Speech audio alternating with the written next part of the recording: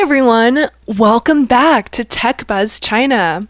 So, after the experimental episodes of the last few months, in which we had guests on instead of our typical deep dives, we are going to revert back to our old format for a bit, mainly because there are just so many headlines that have accumulated in the meanwhile, and we've been doing research on some of them, and it just seems like such a waste not to share it with you. Yeah, there are a few companies that are highly topical, including the one we're going to discuss today. Real estate tech platform Beike, aka KE Holdings, stock ticker BEKE. But we're also going to be sharing with you some industry trends that we think are ultra important to understanding China tech, but we haven't seen covered as much as they probably should be in English media. As we get more and more into the territory of companies and industries and trends that don't have a Western counterpart or analog, it's taking us more and more time. But it's also getting more and more interesting, so I hope you find the trade-off as worthwhile as we do. And yes, today's episode is definitely one of those things where the company is like a mishmash of a bunch of different things, but somehow kind of works because China just works differently. Actually, it might work the same as in your country, depending on where you're listening from, but the Chinese real estate market has some fundamental differences from the US one, which is what we know and are comparing it to. The president's economic team goes to China. After a whole night thinking, I say I still want to do it.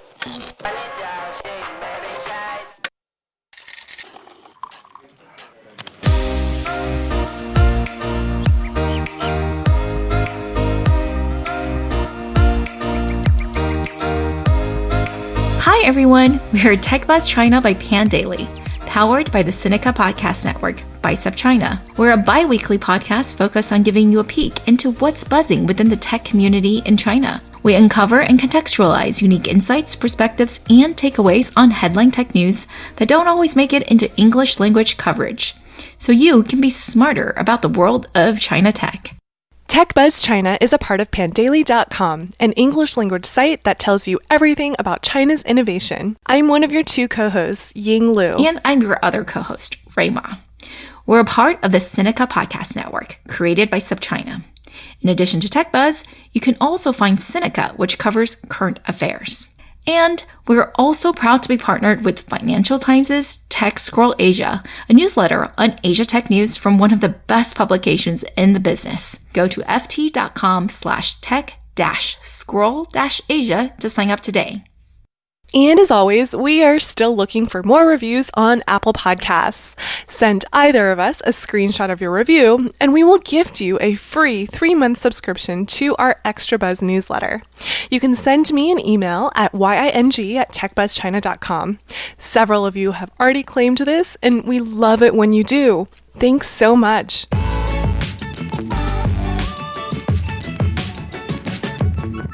So as of recording today, August 25th, 2020, KE Holdings, ticker BEKE, is trading at over $50, giving it a market capitalization of nearly $60 billion. Now, what that number means to you depends on whether you were lucky enough to buy in at its IPO price of $20 a mere 2 weeks ago, when it raised $2.1 billion on the NYSE. Well, if you're into paper gains, that is. But even if you aren't, here are some reasons you might find Beike interesting. First of all, Beike is a realty tech platform, or to use the company's own exact words, it's a leading integrated online and offline platform for housing transactions and services. Like other platforms, it likes to use things like GTV, or gross transaction volume, to give you a sense of its size. And the GTV that went through its platform in the first half of this year, a staggering 1.3 trillion RMB. That's $192 billion USD. For 2019 full year, it was a bit over 300 billion USD. When you look at the company from a GTV perspective, well, it is really the second largest internet commerce platform, just after Alibaba in China, ahead of JD. What exactly is on this platform? Well, nearly 500,000 agents and 42,000 stores covering 103 cities in China. And since, it does have a mobile app, then let's talk about that too. 39 million monthly active users. Not bad. I mean, it's nowhere near Zillow's 218 million monthly uniques this past quarter, but Beike's number is mobile only, so maybe it is more impressive. Or maybe it's just thrown in there to make you think you should value it like Alibaba. Why not, though? KE Holdings booked $6.5 billion in revenues last year, with a little over half coming from existing home sales, a little under half coming from new home sales, and the rest from emerging services. Although, despite the impressive headline revenue numbers, it didn't manage to actually make a profit. Its operating margin last year was about negative 4%. This year, though, it's actually making a positive net income. Nothing like the amazing profit margins we see from Alibaba, of course. But hey, let's throw in the last number of importance to the company, and that is the number 2. That's right. Technically speaking, KE Holdings is only 2 years old. The website, ke.com, is only 2 years old. The app, Beike, is 2 years old. The company, everyone, is technically just 2 years old. Okay, before you think this is another Pinduoduo-style fairy tale with a headline of 2 years to $60 billion in market cap, let's be clear. Ying used the word technically, because to call KE Holdings a 2-year-old company would be a very inaccurate way of describing things. Right. The holding company that you're investing into, if you buy Beike stock, is really composed of a few different pieces. And the most important one, Lianjia, began as a real estate brokerage business that was founded in 2001. Now, at least in its founding date, it is closer to Alibaba. But you also heard that right. Lianjia, formerly known as HomeLink, began as an offline real estate brokerage business. Yeah, like a Coldwell Banker or something here in the US. If you are a very sharp-eared listener, you might think the name Lianjia sounds familiar because we mentioned it briefly in episode 20 when we asked if co-living startups are behind the rising rents in Beijing. Z-Room, or Zillow, one of the main companies we mentioned, is actually a spin-off from Lianjia. If you continued to keep an eye on this space, you probably saw that its main competitor, Bankless, went public at the beginning of this year under the name Phoenix Tree Holdings. Just helping you connect the dots if you were sensing some deja vu from hearing the name. But back to Lianjia and Beike. As founder and chairman of the board, 49-year-old Zuo Hui likes to say, KE Holdings is the union of an 18-year-old company, Lianjia, and 2-year-old company, Beike. Mr. Zuo, by the way, owns a staggering 42% of the company. So, if this is the first time you're hearing his name, if KE's current stock price continues, then it certainly won't be the last. So who is this guy, Zuo Hui? Well, like some of the other founders we've covered here on Tech Buzz, honestly, it's really Jack Ma who stands out the most. Most other Chinese entrepreneurs are pretty low-key. They just don't have his oratory and storytelling skills. And so is Mr. Zuo. We know that he is 49 years old, is originally from Shanxi province, and went to college in Beijing to study computer science, graduating in 1992. He didn't get into a Tsinghua or Beike though, and for reasons unknown, when he graduated, he went into customer service and then sales.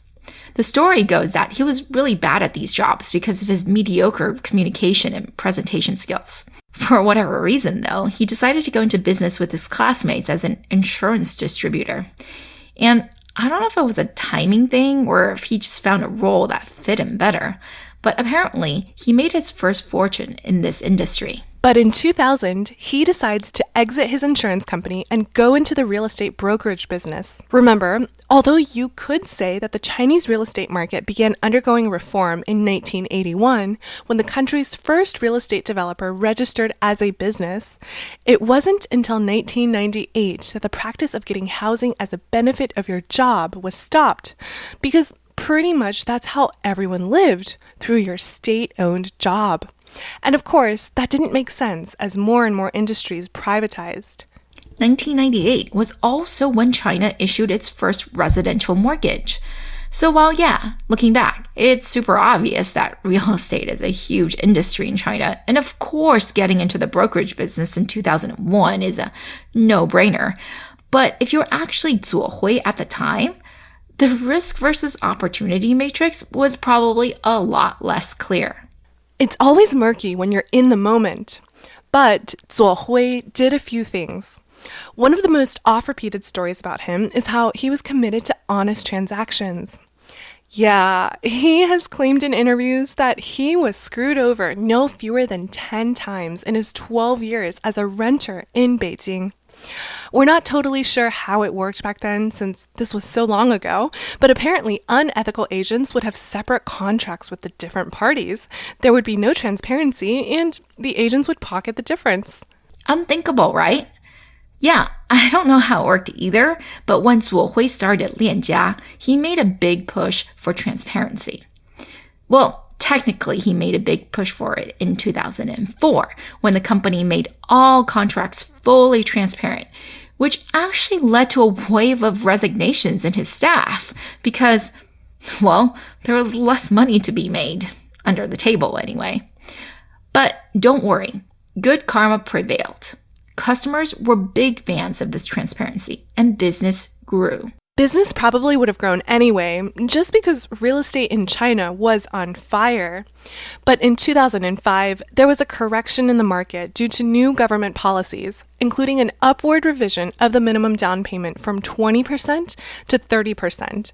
And instead of retreating like many of his competitors did, Zuo Hui expanded instead, growing from 30 storefronts to 300 storefronts in just 2 years. I mean, he insists that it was because he believed that as China developed, its real estate market simply had to grow as well. But also, he was just really, really lucky. That's because if you Google the words Chinese property bubble today, you'll know that 2005 to 2011 is considered one of the super high growth periods, i.e. bubble.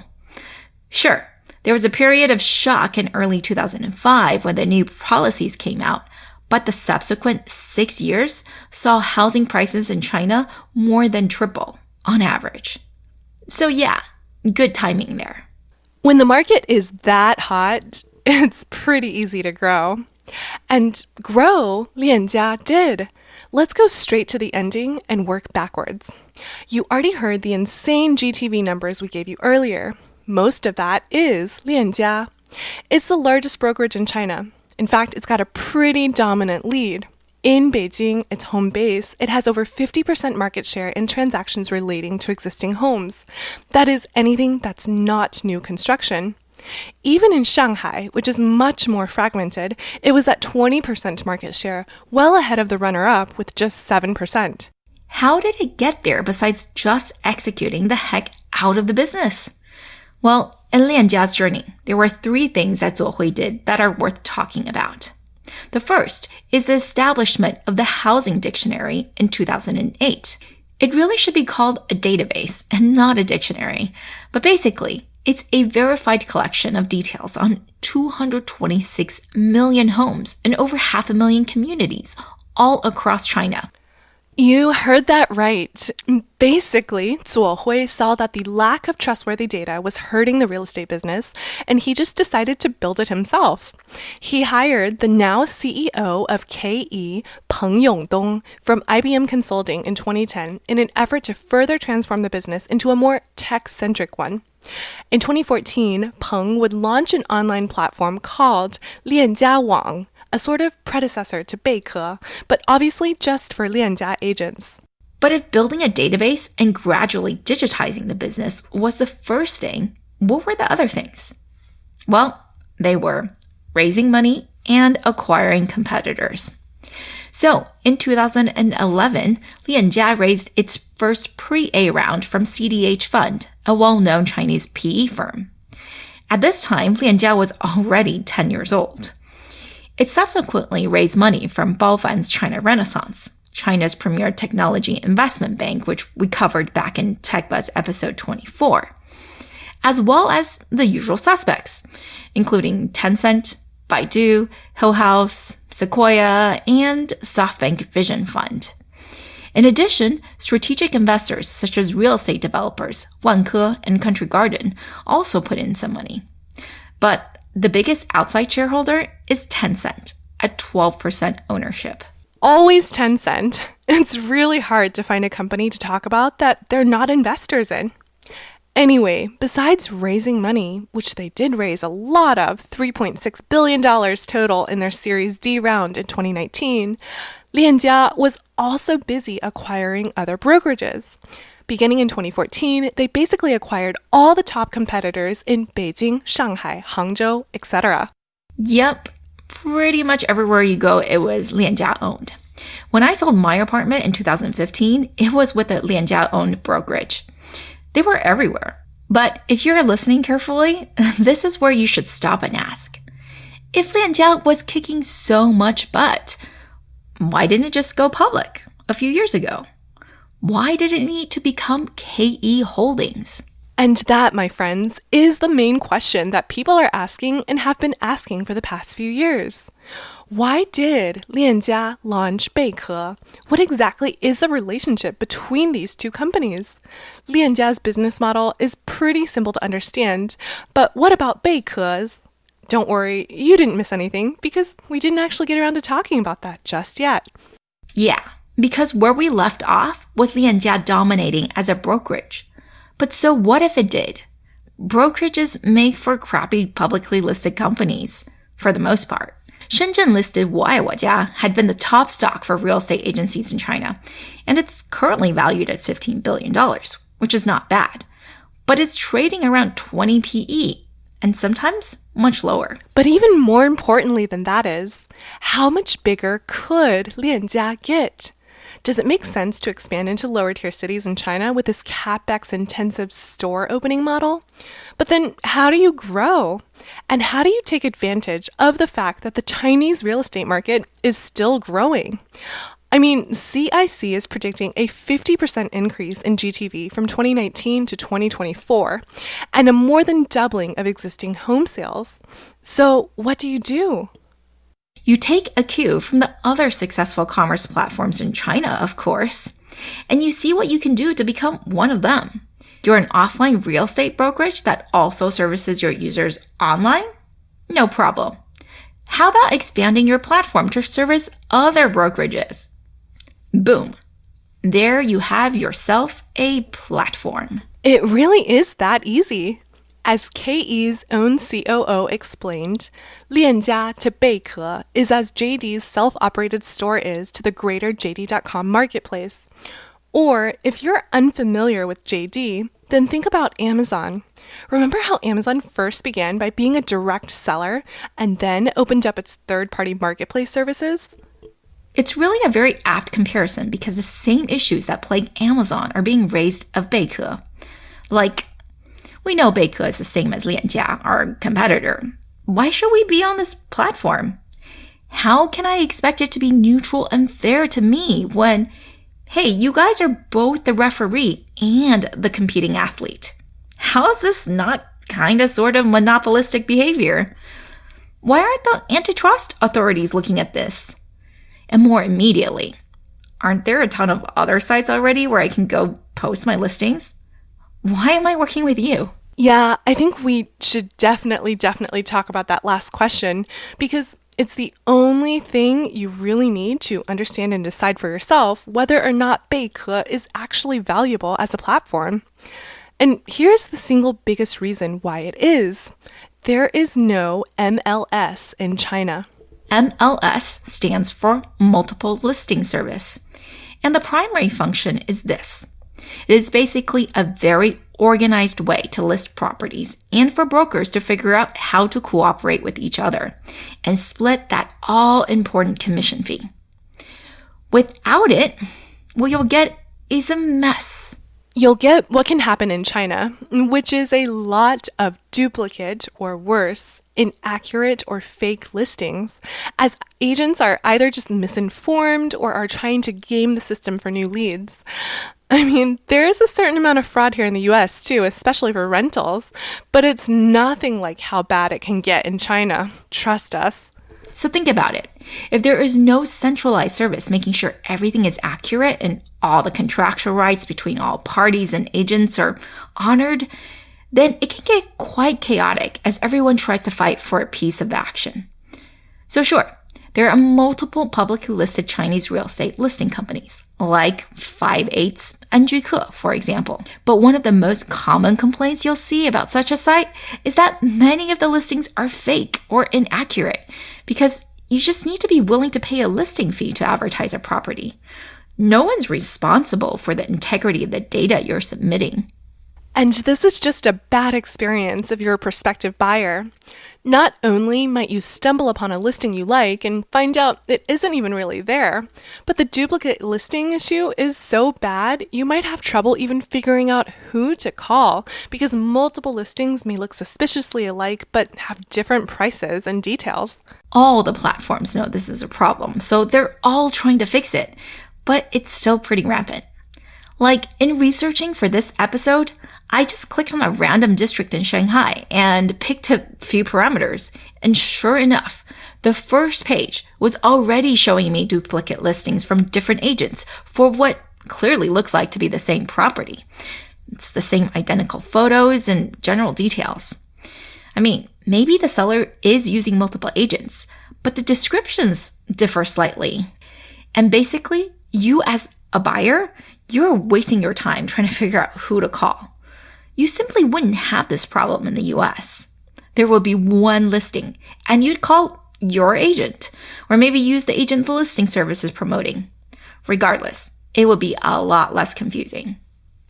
And this is one of BEKE's core value propositions to the user, that there is no such thing as fake or duplicate listings because everything is centralized through Bankless Systems, which only their employees, after verification, will upload onto the platform.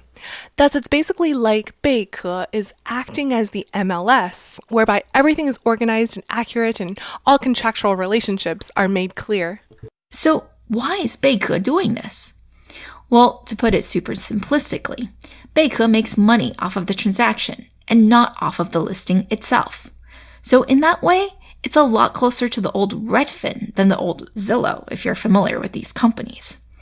It's all about getting the transaction to go through and not to get as many listings as possible. By the way, I'm using the words old business because we really mean Redfin and Zillow's original business, since it seems that everyone is trying to get into buying and selling homes directly. BEKE, as far as we can tell, isn't attempting that. Not yet. KE Holdings' own materials present the industry as a very messy one, in which there is a lack of cooperation mechanisms, trust, and industry standards, close quote. So it designed a system to solve all of these. Q, the ACN, or Agent Cooperation Network.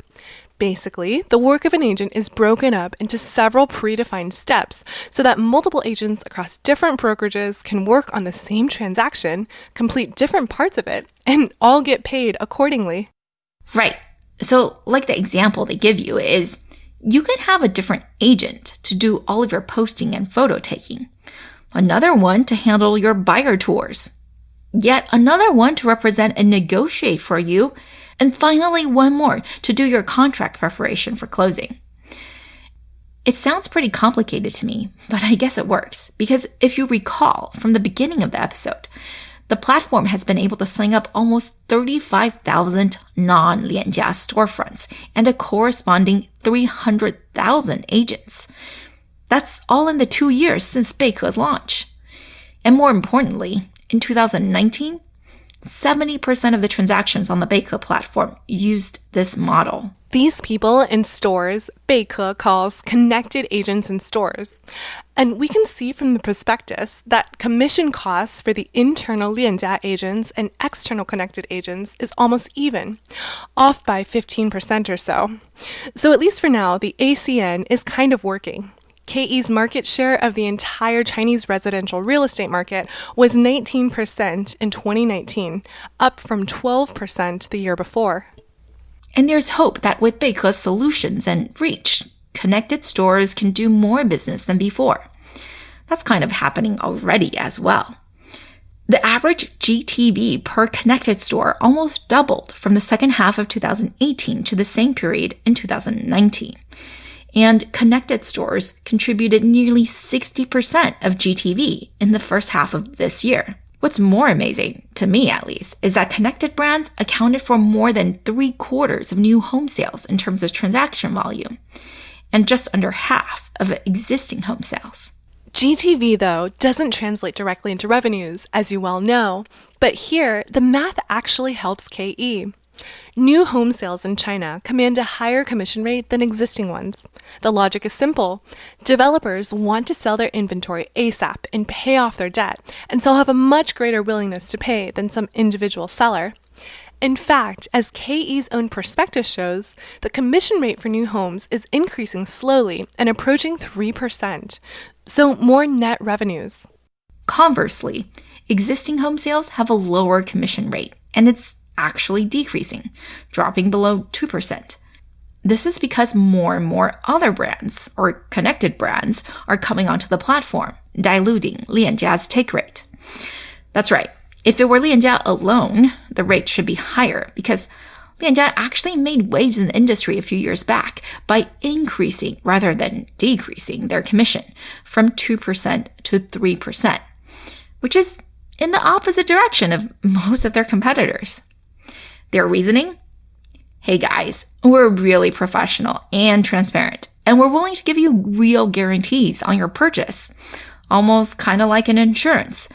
So you should be willing to pay that extra percentage point for this most important purchase of your life, right? I guess it's worked out for them, but obviously not everyone who joins the platform will want to do that. In smaller cities where Lianjia doesn't have a commanding lead, and for smaller franchises as well, it would be too uncompetitive. So that's why the rate is declining for that segment and probably won't rise unless there's a big change in the market. And despite all of this, KE was loss-making last year and just reached break-even this year. It's a tough industry, man. Gross margins after you pay out commissions is just in the mid-20s, which is typical for this type of business. But hey, it's a tech platform, right? So yeah, insert random statement here about scale and enabling new business opportunities with higher margins. You mean the less than 3% of current revenues that come from things like financial services and home renovation, and technology like VR viewings of properties? That's right. It's clearly important to the company because the statistic about 420 million VR viewings of properties in 2019, well, it's highlighted alongside numbers like the total number of agents. It's at the very beginning of the prospectus. Instead, I feel like they should have made a bigger deal about their brand and training. They really do have the reputation in China for having a more professional team than many other brokerages, who are kind of all over the place. Unlike some competitors, Lianjia pretty early on began recruiting college grads and having a formal training program for their agents. Yeah. The partner from China Renaissance who made the investment to KE said that a large reason for his doing so was the fact that the company had, at the time, over 1,000 employees who had been there for at least 10 years. That actually is quite impressive, given how high the churn is in these jobs overall, and in China generally. I think it does say something about the company's success in retaining and developing talent. And this is one of their revenue streams. Smaller brokerages just really need a lot of help, not just on the data and software side, but also on branding and management. They can get help with all these things by paying a franchise fee to Beike. All right, I think there's actually a lot more we could talk about for KE Holdings, but it would involve a lot more real estate industry dynamics and a lot less tech, and I think that's far less interesting. There's a lot of players too, all doing something slightly different, and we just don't have the time to go through them all, even if we fully understood what they're all doing, which we don't. So, to summarize, KE Holdings is basically the 2-year-old tech platformization of a nearly 20-year-old real estate brokerage business in China called Lianjia. Through a series of smart moves such as focusing early on data integrity and making strategic acquisitions, the business became the market leader by the early 2010s. The management supposedly attempted to go public then, but didn't. Most people are guessing it's because the brokerage business is just not sexy enough. Also, the founder, Zuo Hui, saw an opportunity to become the commerce platform for housing transactions in China, which, by the way, was a nearly $3.5 trillion industry last year. Yes, like Alibaba is to retail, Zuo Hui wants KE Holdings to be for real estate. It's how the company is positioning itself. Although in reality, KE Holdings is more like JD, because Lianjia is still a very large portion of its revenue and transaction volume, so that's like its own proprietary brand and products. And at the same time, the platform, called Beike, or ke.com, allows other brokerages to list and sell as well. And the whole reason this opportunity exists is because China doesn't have an MLS, or multiple listing system. And so all of the listing platforms, especially those driven by promotional versus transaction fees, are a mess and often have inaccurate or just straight up fake data. KE Holdings centralizes this process and verifies everything, therefore basically building an MLS for China. For the listings it shows, anyway. But beyond integrity, one of the core things KE replicates about the MLS is the ability for agents to work together on a transaction. Arguably, this goes beyond the MLS as it works in the US because it modularizes, down to the specific task, who gets paid to do what, allowing for multiple agents across multiple brokerages to work on the same transaction without having to negotiate anything because the process is fully transparent. The idea is that this is great for everyone involved, including the customer. So, this has kind of been working. 70% of the transactions on the platform are now done through this ACN, or Agent Cooperation Network system. A ton of new brokerages and agents. We're talking about over 200 brokerages and over 300,000 agents in 70 new cities outside of Lianjia have signed up and are actively contributing revenue, especially in the new housing space where commissions are higher. But remember, this whole experiment is like just 2 years old. Real estate in China is one of those things that is pretty sensitive to new government policy, so that's always a risk. But also, all the things that KE Holdings sees, like working more in new housing versus existing, going into value-added services with very high margins, its competitors see as well, and are going after too. As Beike grows, though, so does an anti-Beike alliance. The companies who don't trust that they should be on a platform where Beike is both the platform operator and the biggest seller think that this amounts to basically monopolistic behavior. On a very high level, it's not unlike folks who don't want to sell on Amazon and have Amazon see all of their data and perhaps use it against them. But hey, what KE is doing is not all that weird if you look at how many marketplaces have evolved. Like JD, like Amazon. And bullish investors are betting that with KE's leading position in the market and just the ginormous potential of the addressable market opportunity, the sky is the limit. And what antitrust worries? KE is still just at 19% market share. Or we think that's what's happening behind the stock price skyrocketing. Or it's just because everything is at an all-time high. Who knows? It's too early to tell, I think, where KE goes. It does need to prove that it can be consistently profitable. Although, if you look at its adjusted income non-GAAP numbers, it actually is profitable. But margin-wise, it's no Alibaba, no matter how much it wants you to believe it is. I mean, Alibaba's net margins are basically the same as KE's gross margins. And of course, the business models are different. It's an interesting way to position the company, though. So tell us, what do you think of KE Holdings? Like we said, it's been dominating the headlines in China for most of the past few weeks, and there are a lot of skeptics. And even with the fans, they're pretty measured. Because, running an online platform for brokerages selling houses just seems a lot more difficult than selling clothes or food. And those margins? Not sexy. And yeah, KE has a ton of good data and what seems to be a good process. But is it as defensible as the company thinks? Is having the equivalent or better of an MLS in China, along with a transactional platform and software and services worth $50 billion? How much market share will this thing ultimately command? Is it going to be as outsized as an Alibaba in retail? And does that even matter when your margins are so low? What do you think? Let us know.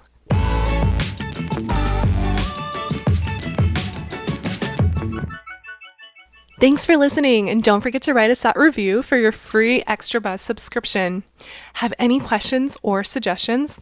Definitely email us. We really enjoyed putting this together, and we're always open to any comments or suggestions.